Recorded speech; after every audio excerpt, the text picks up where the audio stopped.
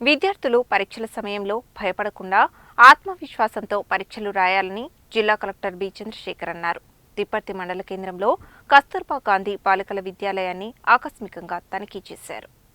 గురువారం జిల్లా కలెక్టర్ చంద్రశేఖర్ తిప్పర్తి మండల కేంద్రంలో కస్తూర్బా గాంధీ బాలికల విద్యాలయాన్ని ఆకస్మికంగా తనిఖీ చేశారు. 10వ తరగతి విద్యార్థుల తరగతి గదిలోకి వెళ్లి విద్యార్థినులతో మాట్లాడుతూ వారి చదువుపై ప్రశ్నలు అడిగారు. గత సంవత్సరం జిల్లాలో కస్తూర్బా గాంధీ బాలికా విద్యాలయాల విద్యార్థులు 10వ తరగతిలో 563 మార్కులతో టాప్ ర్యాంక్ సాధించిన విషయాన్ని గుర్తు చేసిన కలెక్టర్ ఈసారి 563 కంటే ఎక్కువ మార్కులు ఎంతమంది తెచ్చుకుంటారని విద్యార్థులను అడిగారు. దీనికి 10 మంది విద్యార్థినులు స్పందిస్తూ తాము 563 కంటే ఎక్కువ మార్కులు తెచ్చుకుంటామని సమాధానమిచ్చారు.